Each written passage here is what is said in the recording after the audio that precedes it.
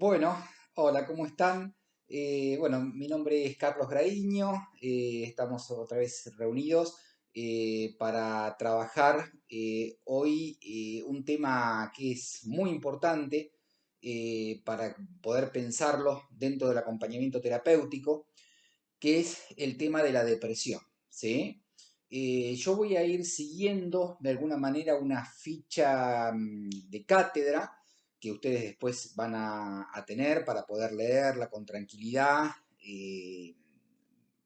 luego de la clase, eh, donde hay o se ven los aspectos más importantes que hacen a esta cuestión clínica, ¿sí? La depresión lo que tenemos que pensar que no es una estructura clínica en sí mismo, ¿m? Sino que es una manifestación, ¿sí? Una manifestación obviamente clínica, no estructural, pero que se presenta en muchas personas y que afecta obviamente la vida cotidiana de la persona que la padece.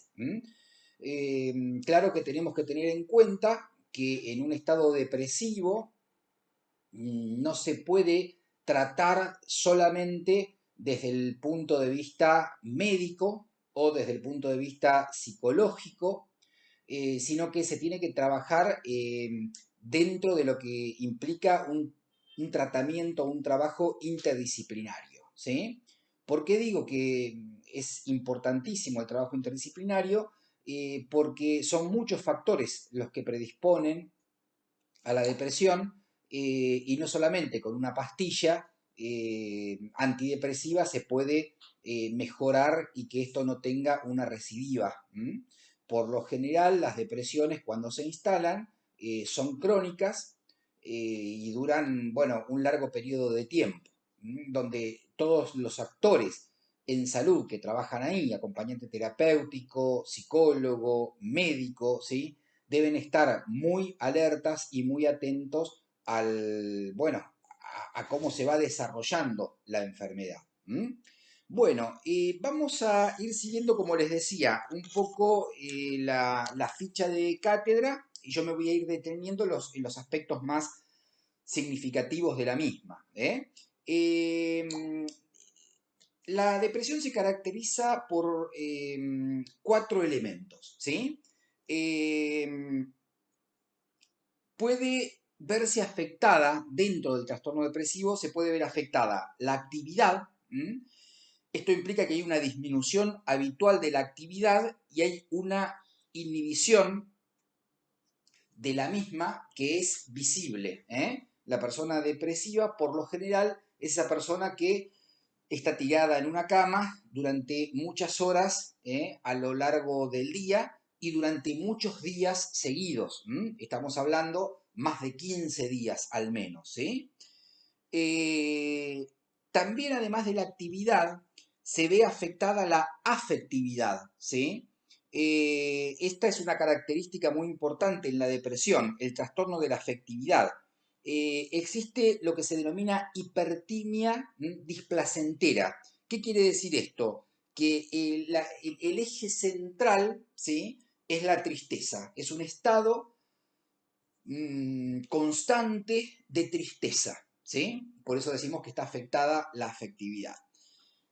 También va a recaer sobre qué tema, sobre la ideación. Es decir, yo voy repitiendo, ¿no? Además de la actividad que está disminuida, la afectividad, que la persona se siente triste todo el tiempo, la mayor parte del día, la ideación puede llegar a adquirir un rango deliroide. Eh, es decir, un rango deliroide, ¿qué quiere decir? Que está afectado el juicio crítico de la realidad, ¿sí? Entonces la persona dice, bueno, estoy deprimida o estoy deprimido porque, no sé, me hicieron, no sé, un guaricho, me hicieron porque tengo mala suerte, porque alguien me está haciendo mal, ¿sí? O sea, aparecen ideas delirantes intentando justificar, digamos, ese estado de ánimo que tan displacentero que padece la persona que sufre esta enfermedad, ¿sí? Y también, así como recae sobre la actividad, decíamos, sobre la afectividad y sobre la ideación, también recae sobre la conciencia. Como, digamos, se tiene una conciencia de tiempo cerrado, sin futuro, digamos, de un permanente jamás o un permanente nunca. eh, digamos, como que a la persona le cae un telón donde no puede ver hacia adelante, no hay proyección de futuro. Esta es otra de las características que tiene la depresión, ¿sí? Entonces, digamos, para poder ubicarla mínimamente, ¿sí? ¿Cuáles son los síntomas con los cuales se manifiesta? Y son estos 4 que hemos nombrado. Es muy importante que el acompañante terapéutico tenga claro que estas manifestaciones sintomáticas corresponden a una persona que está padeciendo un estado depresivo. Después vamos a ir viendo las consecuencias, ¿sí? Bien, vamos a ver qué tipos de depresión conocemos. Después vamos a trabajar las cuestiones clínicas específicamente. Primero la vamos a conocer, la vamos a describir. La depresión endógena o melancolía, ¿sí? Tiene 3 síntomas básicos. Se describe como tristeza vital, inhibición psíquica e inhibición motriz. ¿Sí? Entendemos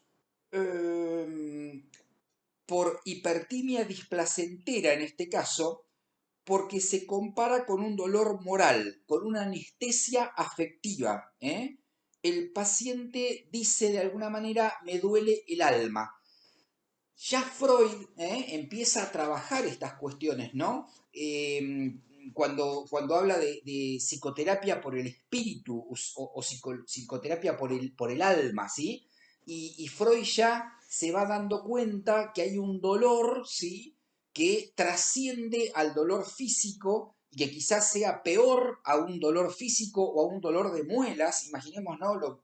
Un dolor de muelas terrible o un dolor de oídos terrible que no nos deja vivir. Digamos, una persona depresiva seguramente si uno le dice te cambio mano a mano un dolor de muelas o un dolor de oídos inaguantable, pero que no estés deprimida, seguramente que no va a dudar un minuto en cambiarlo mano a mano, ¿sí? Es decir, que el dolor del alma es un dolor que ya, bueno, le preocupa a Freud y que vamos a ver que puede llevar a terribles consecuencias, ¿sí?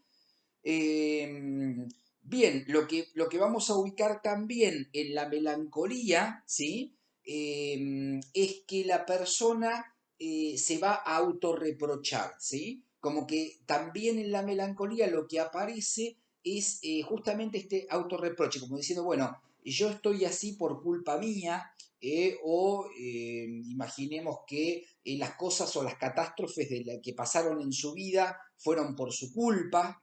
Entonces hay, además, digamos, del estado de tristeza del que estamos refiriéndonos, de estas características de la depresión, aparece el sentimiento de culpa o autorreproche. Bien.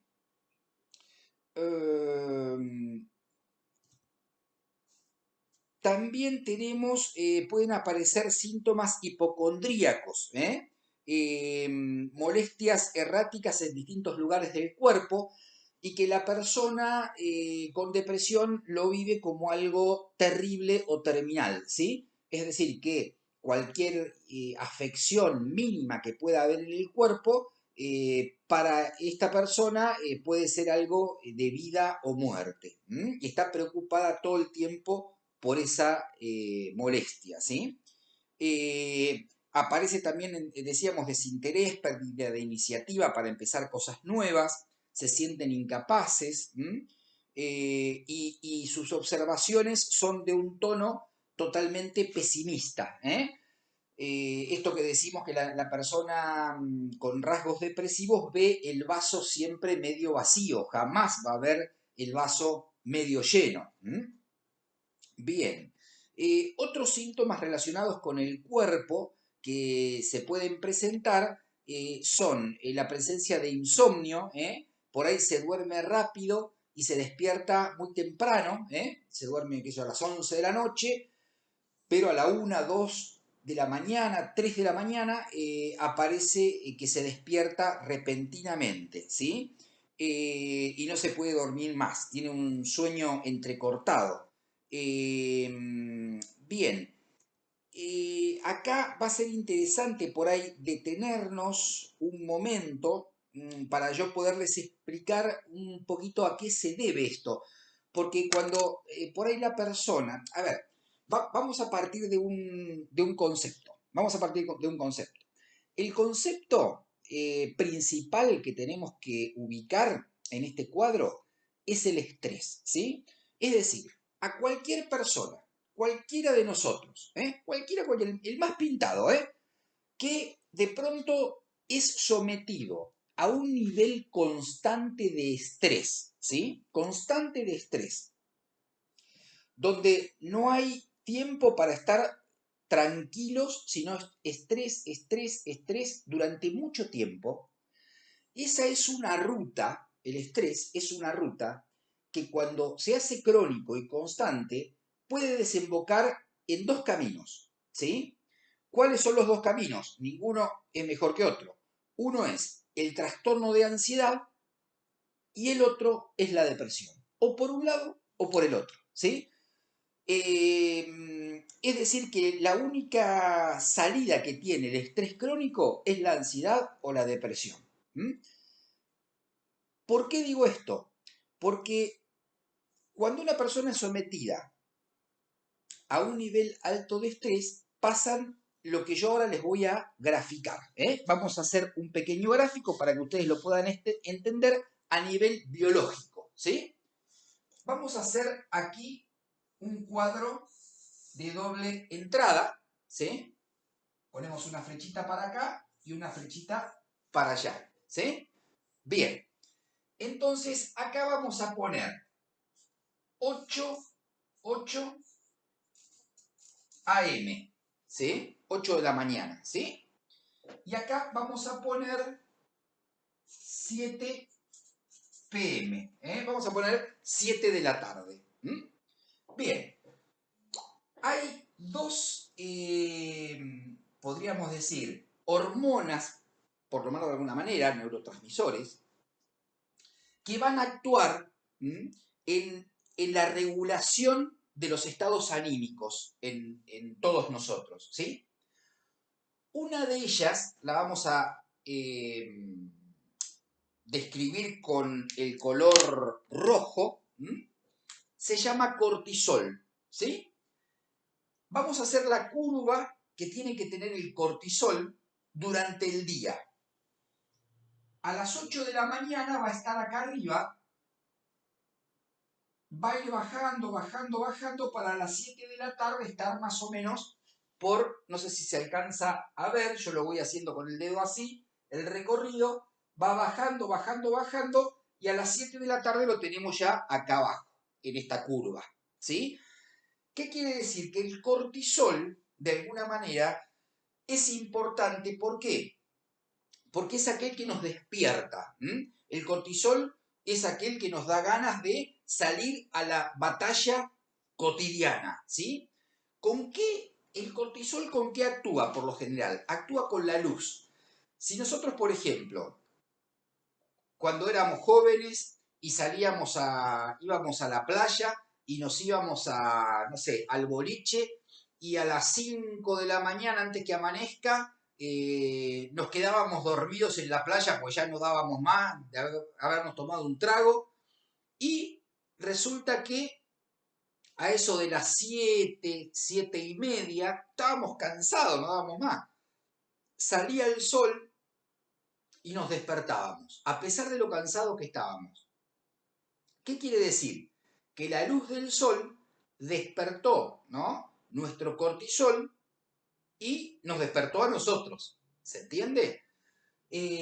Por eso uno dice, bueno, ¿qué lugar mejor para dormir que un lugar oscuro y calmo? Los ruidos los ruidos fuertes, ¿no? También generan cortisol. Muy bien. Otro neurotransmisor que entra en juego es lo que se denomina serotonina, ¿sí? La serotonina, por el contrario del cortisol, su curva va a ser inversa, ¿eh? Es decir, que a las 8 de la mañana la serotonina va a estar acá abajo y va a ir subiendo, subiendo, subiendo, subiendo para a las 7 de la tarde poder estar aquí arriba, ¿eh? Quizá este se ve un poquito mejor porque es más grueso ¿cómo es? El lápiz. Quiere decir que la serotonina a la mañana está baja y a la tarde, ¿no es cierto? A la tardecita subió en cantidad. A la serotonina, a mí me gusta llamarla la hormona hippie, digamos, es todo ven, ¿no? Como decía Bob Marley, ¿no? Todo ven, todo paz y amor, ¿sí? Bueno, es como la hormona hippie. La serotonina es la que nos dice, a las 7 de la tarde, bueno, ya terminaste la tarea, ya estamos cansados, llegó la hora de ir a casa, tomar un buen aperitivo, darnos un bañito, luego cenar, y acostarnos a dormir tranquilos hasta el otro día. La serotonina es aflojar. Muy bien. ¿Qué pasa? ¿Qué pasa si ya ustedes entendieron esto? Les puedo decir qué sucede cuando uno está sometido a un grado crónico de estrés, ¿sí? Cuando uno está sometido a un grado crónico de estrés, esta curva de cortisol, la hago con esto porque se ve mejor, esta curva de cortisol que teóricamente tiene esta caída durante el día, se mantiene a alto nivel, ¿sí? Lo hago con rayas así cortadas. ¿Qué quiere decir? Que no alcanza a bajar el cortisol. Al mantenerse alto, produce un gran desgaste energético en la persona, ¿sí? Quiere decir que, aunque no estemos sometidos directamente a una situación explícita de estrés, el estrés sigue trabajando internamente en nuestro sistema nervioso, ¿sí? Y consume la serotonina, ¿sí? Es decir, nos empieza a acabar las reservas de serotonina. Si nosotros hiciéramos un dosaje en sangre, por ejemplo, llevamos a una persona a un laboratorio a las 8 de la mañana y le sacamos sangre, vamos a ver que a una persona que está sometida a altos niveles de estrés, vamos a ver que tiene un dosaje en sangre alto, ¿sí?, de cortisol a las 8 de la mañana. Tendríamos que pensar que si después lo llevamos otra vez al laboratorio a las 7 de la tarde, el dosaje en sangre de cortisol tendría que ser muy bajo. Sin embargo, cuando hay una persona con un estado depresivo o con un estado de ansiedad crónicos, nos vamos a dar cuenta que el cortisol entre las 8 de la mañana y las 7 de la tarde bajó muy poco, ¿sí? Y si al mismo tiempo, ya que le sacamos sangre, aprovechamos a hacer un dosaje de serotonina, ¿sí?, vamos a ver que la serotonina, que tendría que estar en un nivel, vamos a poner de 11 o más, ¿sí?, la vamos a tener en 2, 3, muy baja, muy por debajo de la media normal, ¿sí? Quiere decir que ese estado de cortisol alto ha consumido las reservas de serotonina. Entonces decimos no tiene paz. ¿Qué sucede? ¿Por qué se despierta a las 2 de la mañana? Es lo que yo les comentaba, habíamos empezado esto justamente por los trastornos del sueño. Y cuando hay trastornos del sueño tenemos que pensar que hay un estado de estrés crónico que puede desembocar o ya desembocó en un trastorno de ansiedad o un trastorno depresivo. Como acompañantes terapéuticos tenemos que estar atentos a eso, a esa observación. Entonces, decimos que estos niveles están sumamente alterados en la persona. Bien, así que va a ser muy importante detectarlos para poder, en este caso, comenzar a trabajar en un abordaje, como yo les decía, interdisciplinario. ¿Esto qué quiere decir? Fundamental, principal, psicoterapia. ¿Por qué es necesaria la psicoterapia? Porque tenemos que descubrir cuáles son los motivos que llevaron a esta persona a ese estado crónico de estrés, ¿sí? Es decir, que tendrá que cambiar su posicionamiento ante la vida para poder, bueno, manejarse de otra manera y no seguir soportando estos niveles de estrés a los cuales está sometida esta persona, ¿sí? Psicoterapia.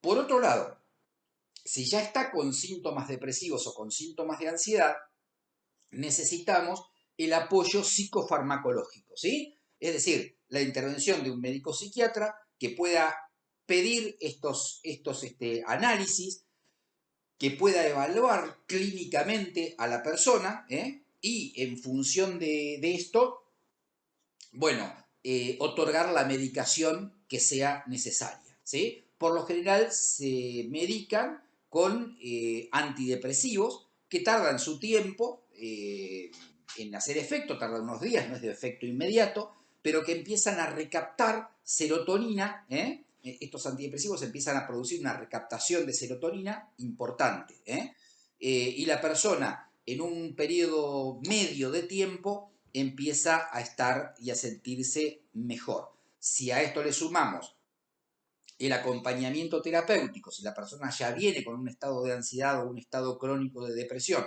le sumamos el acompañamiento terapéutico que se realiza en forma cotidiana, más una o dos sesiones de psicoterapia, en el 95% de los casos, en poco tiempo, se logran mejorías muy, muy importantes.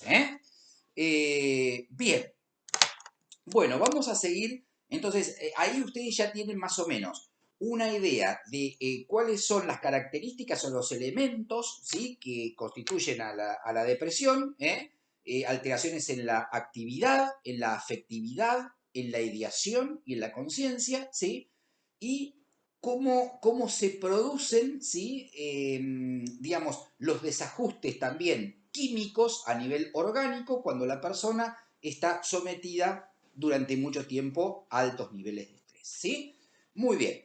Entonces decíamos que los síntomas están relacionados a el sueño, y también otro síntoma que puede acompañar, digamos, a la depresión puede ser impotencia sexual en el hombre, falta de interés en sexual, o sea, caída de la libido, tanto en el hombre o en la mujer, o sea, lo que sería frigidez también en la mujer, impotencia sexual en el hombre, porque la libido está también a bajo nivel, eh, y está conectado a su vez con lo que es la pérdida del deseo. También encontramos como un rasgo muy característico de la depresión la anorexia o la inapetencia. La persona está con pocas ganas de comer y pierde mucho peso. Para esto los antidepresivos que se dan tienen distintas características. Por ejemplo, si la persona cae en un estado más bien de ansiedad y esa ansiedad lo lleva a comer, comer, comer, comer, comer y comer, y se conecta con cierta depresión, porque a veces está medio intercalada la ansiedad con la depresión, y no puede parar de comer y aumenta mucho de peso, por lo general el médico psiquiatra va a darle un antidepresivo como la fluoxetina, por ejemplo, que es un recaptador de serotonina, que es anorexígeno, ¿sí? O sea, que produce falta de apetito. Para que la persona, mientras se va mejorando y va haciendo su tratamiento psicoterapéutico, su acompañamiento terapéutico, ¿sí? Y el tratamiento médico, tenga menos ganas de comer. Ahora, si la persona está en un estado depresivo que le saca el apetito y perdió mucho peso, por lo general se le va a dar lo que es la paroxetina, que la paroxetina también es un inhibidor y un recaptador de serotonina, ¿sí? Y es un orexígeno. ¿Qué quiere decir orexígeno? Que da ganas de comer. Entonces, durante el tratamiento la persona va a tener ganas de comer, va a tener más apetito y también que vaya ganando el peso que fue perdiendo hasta que porque uno dice, hasta que se dio cuenta de que había caído en un estado depresivo, porque por lo general la persona no se da cuenta hasta que llega de última, ¿sí? O lo detectó el acompañante terapéutico, o lo detectó un psicólogo, o lo detectó la familia, o en algún momento dijo no doy más y tuvo que ir a un médico. Bien. Eh,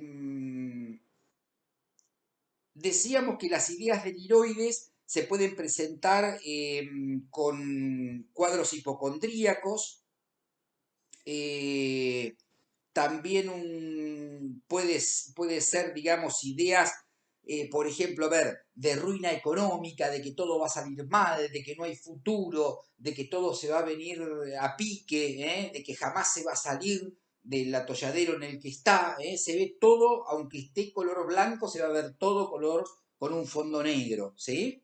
Eh, Bien, y bueno, dentro de esas ideas delirantes pueden aparecer también ideas suicidas, y lo cual acá va a tener tenemos que tener mucho cuidado con esto, porque uno por ahí dice, no, sí, tiene ideas suicidas, está pensando en esas cosas, pero no las va a cometer, no sabemos, Entonces, digamos, nunca hay que subestimar a una persona que está en un estado depresivo, a una persona que tiene alguna ideación suicida y la manifiesta. Al contrario, tenemos que acompañar a esa persona a tratar de que pueda superar ese estado. Va a ser muy fundamental y nosotros como agentes de salud, como compañeros terapéuticos, obviamente que tenemos que estar muy atentos a eso. Eh, También tenemos que estar atentos al comienzo del tratamiento psicofarmacológico, porque por lo general los antidepresivos en un primer momento, ¿sí? Agravan, durante los primeros días, agravan el cuadro. Entonces, cuando se administran antidepresivos, por lo general el médico está atento a que esa persona tenga un acompañamiento terapéutico durante las horas que le toque estar solo o sola en la casa, que tenga contención familiar.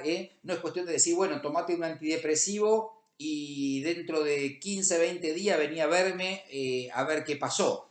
Sino que sabemos que el antidepresivo puede causar efectos aún peores los primeros días hasta que se lo asimila el organismo. Bien, como decíamos, las depresiones más peligrosas son las que están acompañadas de melancolía, ¿sí? Y podríamos decir, cuando hay un estado de melancolía, pero también un estado de manía. Entonces, digamos, la persona está melancólica, está mal, se autorreprocha, ¿sí? Pero por momentos está maníaca, agitada, desinhibida, y ahí es donde mayor peligro corre, porque acordémonos que, por lo general, el acto suicida no se produce cuando la persona está en un estado totalmente deprimido, sino cuando tomó coraje de alguna manera, entre comillas, ¿no? Y hizo el pasaje al acto suicida. Entonces, digamos, en esos momentos de manía son los momentos a veces más peligrosos que pueden existir en la depresión. Bien, también tenemos que lograr, y acá la función del acompañante terapéutico es fundamental, lograr que la persona acepte tomar la medicación y que continúe el tratamiento. Acuérdense que nosotros también tenemos una función de acompañar a que lo terapéutico sea posible. Porque por ahí la persona dentro de ese mismo estado de viroide dice, no, a ver si esto me hace mal, si esto me cae mal o me va a hacer peor, si tiene cosas hipocondríacas, no sé, cualquier alteración mínima que le produzca la medicación, le va a echar la culpa a la medicación para no querer tomarla. Entonces ahí tenemos que acompañar también ese proceso. ¿Para qué? Para que esté dispuesta a hacer el tratamiento, y hacer la psicoterapia y hacer el tratamiento médico. Así que por eso digo que la función del acompañante es fundamental en estos casos. Bien, también tenemos lo que se denominaría la depresión, conocida como depresión reactiva, ¿sí? Este tipo de depresión, la tristeza es reactiva a una reacción o una respuesta psicológica comprensible. Digamos, no sé, una persona estaba trabajando, de pronto perdió el trabajo, ¿sí? Entonces, bueno, tiempos de pandemia, entonces dice, bueno, no puedo salir, me veo encerrado. Bueno, entonces por ahí hace reactivamente, reacciona ante esa situación y produce un estado depresivo. No quiere decir que todos lo hagan, ¿sí? Pero si hay una predisposición, puede haber una depresión reactiva ante la muerte de un ser querido, un estado de duelo, a diferencia de la depresión reactiva, tenemos lo que se denomina la depresión neurótica, donde puede ser reactiva también, pero predomina la personalidad neurótica. O sea, el motivo es más pequeño, como les decía, por algo muy ínfimo, ¿sí? Algo dice, bueno, está lloviendo y ya estoy deprimido y todo está mal y va a venir el fin del mundo y está preparando el arca de Noé para salvarse porque llueve nada más, ¿sí? Y uno no tiene que subestimar tampoco esto, decir, también este o esta se deprime porque llueve. No, hay que ver que eso está relacionado a otra cosa y también tenemos la necesidad de poder acompañar a la persona a ver qué le está pasando. Porque ¿qué sucede? La persona con un estado depresivo termina a veces cansando al otro, al que tiene al lado, ¿no? Y dice, este o esta, por cualquier cosa se hace mala sangre, todo le viene mal, todo le cae mal, y esto produce que la gente se aleje de esa persona quede sola, ¿sí? Y digamos, esa soledad la va a llevar a una depresión aún mayor. Entonces, como acompañantes terapéuticos es importante que nosotros no nos convirtamos en, pero vos no te tenés que hacer problemas porque llueve, entonces dejate de embromar. No, sino tratar de acompañar ese proceso, a ver por qué esa lluvia lo está afectando y qué le lleva a estar mal por eso, y que eso es importante que lo trabaje en la terapia. Ahí está el trabajo tan importante que debe hacer el acompañante terapéutico. Por eso nosotros no tenemos que ser interpretadores de la realidad y querer transmitirles nuestra realidad, porque para nosotros por ahí que llueva no nos hace nada. O alguno puede decir, cuando llueve me viene bien porque me pongo a ver películas y me viene bárbaro, me paso toda la tarde mirando películas. Una persona depresiva no le pasa eso, ¿sí? No le pasa por ahí lo que nos puede pasar a nosotros cuando no estamos deprimidos. Entonces, es importante el acompañar ese proceso. Bien, después, entonces tenemos también la depresión sintomática, que es como un síntoma dentro de una enfermedad, es decir, dentro de una esquizofrenia, por ejemplo, ¿sí?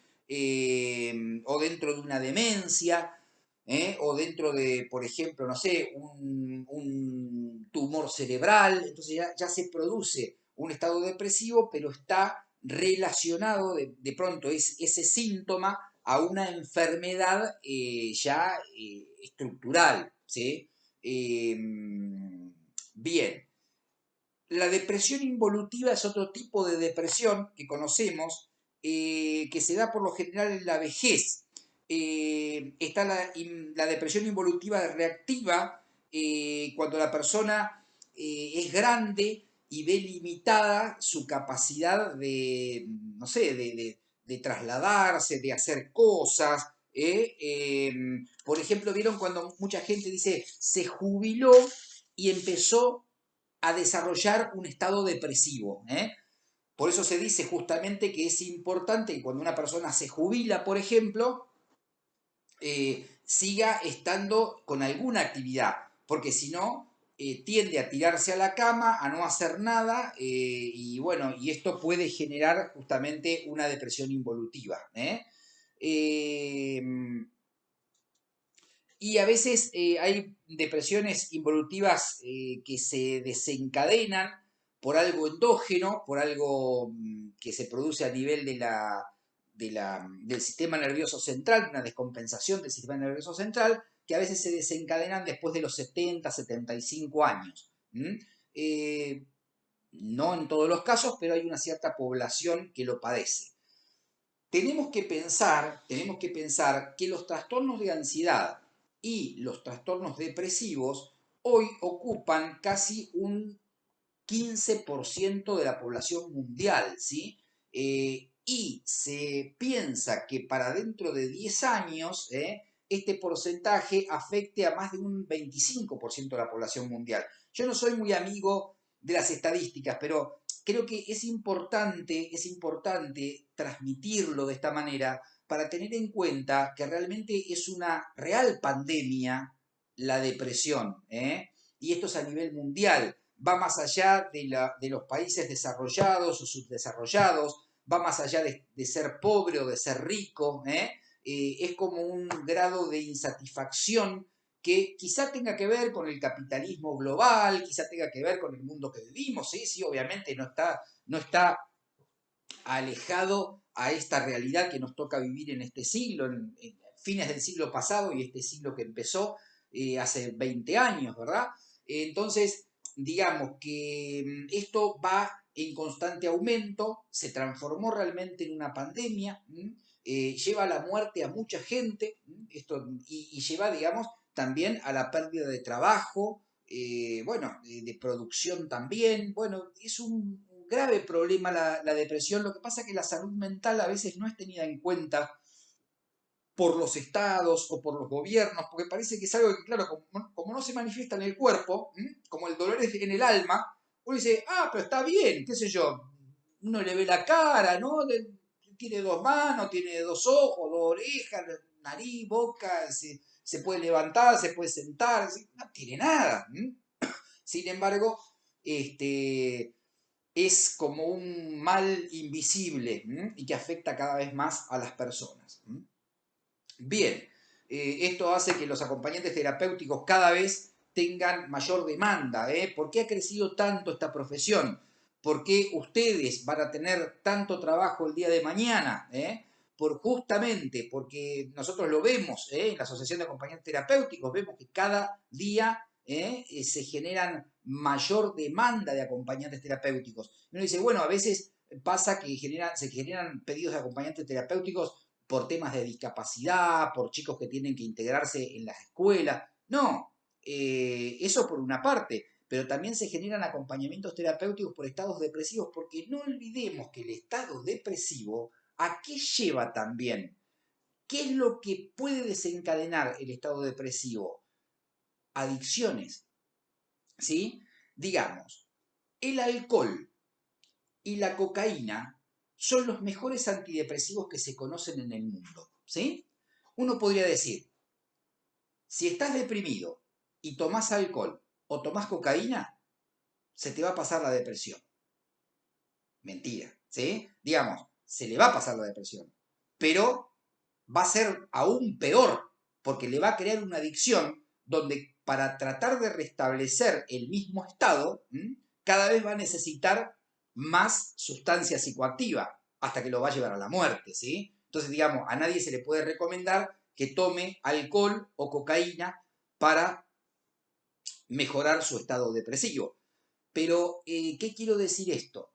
Que las personas, como yo les decía hace un rato, no están advertidas de que están deprimidas. No es que se dan cuenta rápidamente de esto. A veces lleva años para que una persona se dé cuenta de que está pasando por un estado depresivo. ¿Y qué sucede? Toma alcohol o alguien le dijo, dale una rayita de cocaína que te vas a sentir bien, ¿sí? Y terminó desencadenando una adicción que después aún es más difícil de controlar. Por, por, por eso les decía que también otra de las grandes pandemias que vive la humanidad son las adicciones, pero de la mano de las depresiones. Porque al paciente adicto ya lo vemos, está borracho o ya lo vemos que no puede parar de consumir cocaína, a ese ya lo vemos, pero al que está depresivo, no. Entonces, es como hacer una atención primaria y evitar peores males, detectar a tiempo estados depresivos en jóvenes, en adolescentes y también en adultos. Bien, Y luego tenemos, así como para cerrar mínimamente la idea, tenemos lo que se conocen la depresión enmascarada, que es una depresión que aparece sin tristeza. Es un estilo de manifestación de la depresión donde no aparece la tristeza en primer plano. Viene acompañado de síntomas de fatiga, cansancio por la mañana, que luego se pasa. Por lo general son personas que han hecho consultas con muchos profesionales, ¿no? Con médicos, ¿no? Por este cansancio, debo estar anémico, debo tener algún... Y no, se hacen estudios de sangre, estudios de... No le sale ninguna anemia, nada que determine, digamos, orgánicamente por lo cual esté fatigado o cansada la persona, ¿sí? Por lo tanto, también aparecen estos estados de depresión enmascarada, ¿eh? Y dentro de lo que conocemos también en el trastorno bipolar, ¿eh? Esto es muy significativo, el trastorno bipolar, donde hay episodios de manía y depresión que duran un tiempo, ¿sí? La persona está deprimida durante 4 o 5 meses, tirada en una cama y de pronto ¡pah! Se levanta de golpe y tiene 1000 proyectos, y quiere hacer 10.000 cosas, invierte plata porque la mal invierte, hace desastres a nivel económico, ¿sí? Yo me acuerdo siempre una persona que estaba internada en una clínica neuropsiquiátrica ya por los años 90, y una persona que había estado con intentos de suicidio, bueno, muy, muy mal, terminó en una internación, mucho tiempo con depresión, y resulta que, bueno, al poco tiempo que se mejora, se estabiliza, cae en un estado maníaco y de un día para el otro se compra una flota de camiones, porque su apellido, ¿sí? Era el mismo de alguien que tenía flotas de camión. Entonces se hace pasar, de alguna manera, por un empresario del rubro del camionero. Y claro, dice, sí, porque yo voy a comprar bueno, 3 Mercedes-Benz y 2 Volvos y 3 Volkswagen, los más grandes camiones, qué sé yo, pues estoy con un emprendimiento. Así que bueno, y dice, ¿y a quién llamamos? Entonces, bueno, vamos a elegir y después ustedes llamen a mi primo, ¿sí? Claro, cuando llaman al primo, ¿no? El primo le dice, no, este es loco, digamos, no, estaba en un estado maníaco y había comprado una flota de camiones, ¿eh? Por eso decimos esta cuestión delirante o deliroide que aparece también en los estados maníaco-depresivos o bipolares. Bueno, que requieren obviamente, ¿no? De un arduo trabajo del acompañamiento terapéutico, un arduo trabajo, pero que se pueden estabilizar estos cuadros y se puede salir adelante, siempre y cuando logremos que respeten las pautas del tratamiento, que es lo más difícil, y ahí está justamente la tarea del acompañante terapéutico, porque cuando fracasan, cuando esto estuvo internado, salió de la internación, fue a la casa, dejó de tomar la medicación y volvió a caer.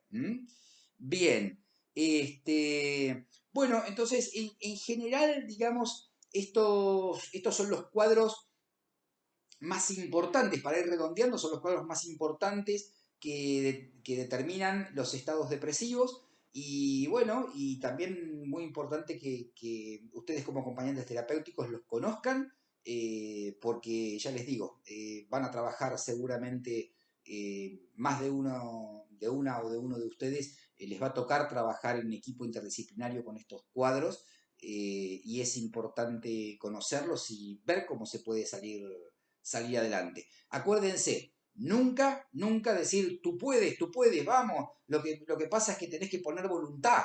Lo peor que le podemos decir a un paciente depresivo, no, porque todo el mundo le dice eso. Pero no se trata de voluntad, no se trata, es decir, si no genera serotonina, que es la paz, el amor y tener ganas de vivir, ¿sí? Digamos, por más que le digamos que tenga fuerza de voluntad, tiene que levantar de la cama. no hay caso, ¿sí? Entonces es con tiempo, con paciencia, con trabajo interdisciplinario, ¿eh? Y no repetir lo mismo, porque le creamos aún más inhibición, le creamos más angustia, ¿eh? Y reforzamos el síntoma si le decimos tú puedes, tú puedes, tú puedes. ¿Eh? No es la función de la compañía terapéutica esa, ¿eh?